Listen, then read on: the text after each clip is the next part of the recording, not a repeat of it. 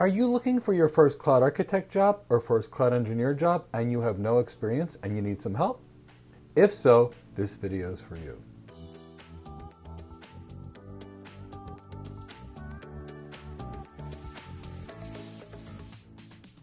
Hi, my name is Michael Gibbs, and I'm the founder and CEO of Go Cloud Careers. And we're an organization that's dedicated towards building high-performance cloud computing careers.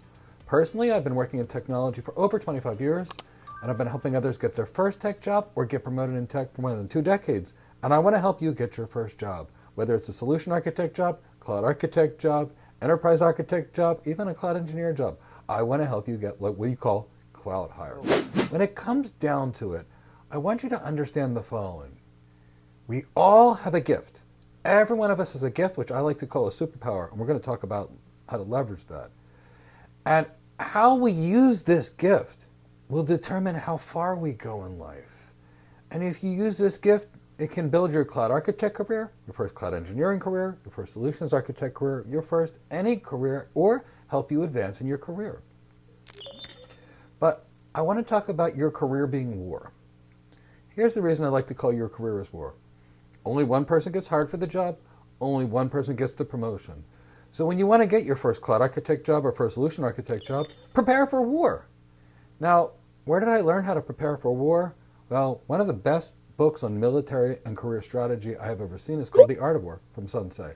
In this book, there's a very critical premise, and I want you to listen to this because it's key to this strategy. They said in this book, if you know yourself and know your enemy, you'll always be victorious. But here's the next key. If you don't know yourself, but you know your enemy, for every one win, there'll be one loss. And I don't want to lose at all. And if you know yourself, but not your enemy, for every win, there'll be one loss. And if you don't know yourself and you don't know your enemy, you are doomed to lose every single time. So knowing yourself, knowing your enemy, and figuring out how to leverage your superpower for competitive advantage, that's the key. So know yourself and know advantage of your superpower. Now, what can your superpower be? It could be your attitude. It could be your communication skills. It could be your emotional intelligence, your mental toughness, your leadership skills. It's anything that's special about you that you can use to win over the competition. So we all have our superpower, but we've got to find it. First thing I recommend you do is write your strengths down and your weaknesses down and be honest as you can. Then take that document, put it away. Then I recommend you ask the 3 or 4 people closest to you to ask the same things, your strengths and weaknesses, write them all down. They don't even put their names on them. Just write them all down and put them all in the box. Then look at yours and look at everybody else's. Do they correlate? Good. You probably know yourself. If they don't, well, that's the subject of another video we'll make for you. But if you don't, and the other people are all telling you one thing and you think something else, the other people are right, most likely if it's consistent. Now that you found your gift, the thing that you're best at, figure out how to use it. See, this gift is your competitive differentiator. So we want you to use it for that first cloud architect job, cloud engineer job, or even where, or anything it is to improve your career.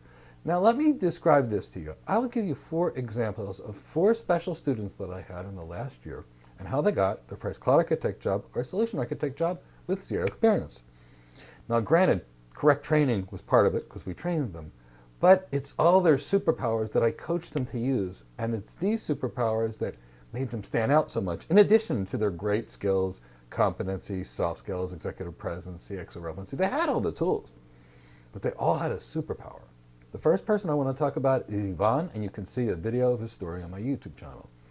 When I saw Yvan in the first class, I knew he was going to be successful. He was in that room waving his arm, trying to put a hand up on Zoom so I could see him waving his arms, and he just wanted to talk.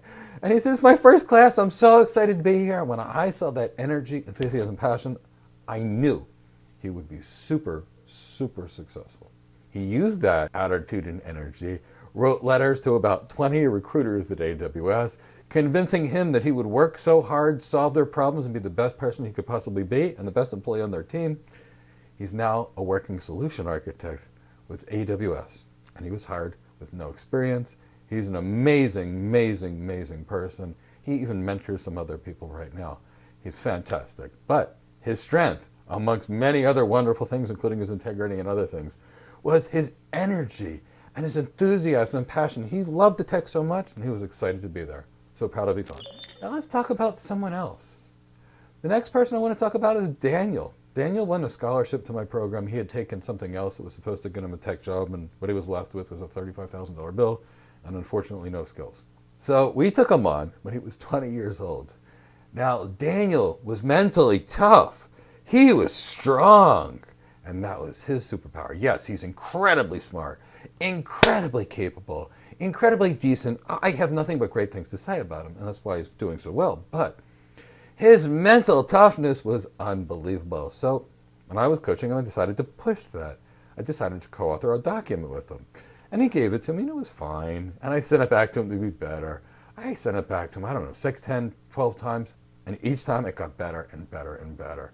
And it was that, the pursuit of excellence and the willingness to not quit. And a couple of times I tried to make it hard on him because I wanted to build up that mental toughness.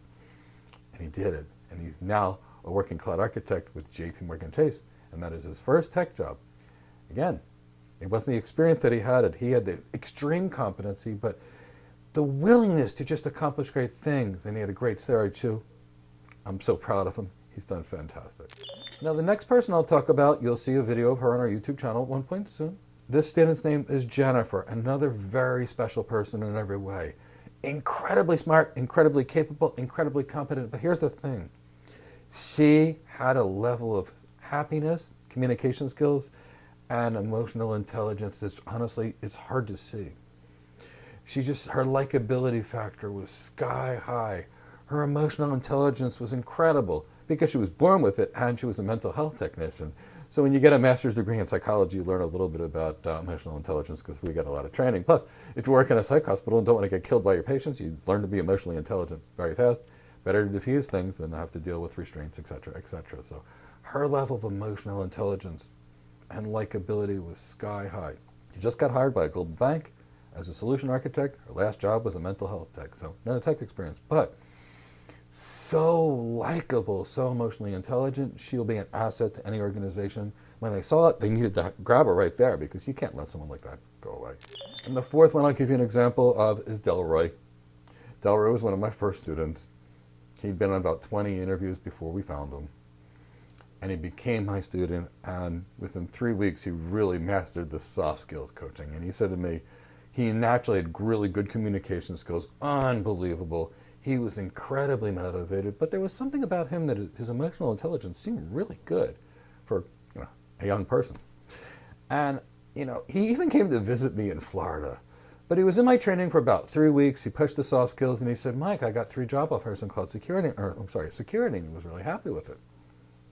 He stayed in my program for a year. He's now a cloud security architect. Prior to our organization, he didn't have any prior experience. But here's the thing. His soft skills, his attitude, his enthusiasm, it made him stand out.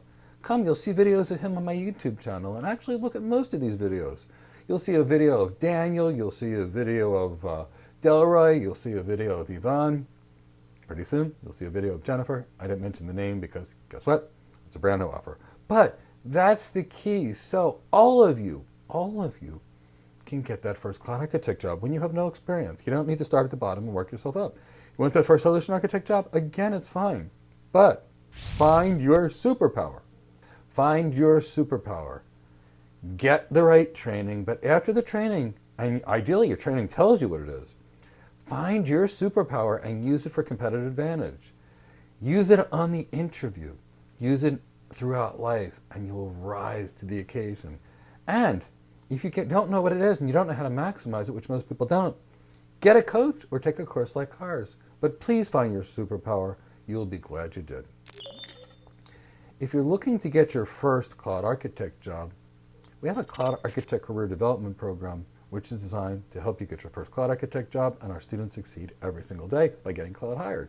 And if you're looking to get your first cloud engineer job, again, we have a cloud engineer career development program that will teach you everything you need to know to get your first cloud engineer job. So again, you'll be cloud hired.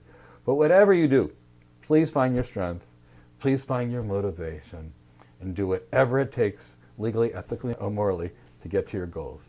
This is Michael Gibbs. I look forward to seeing you in another video. Take care.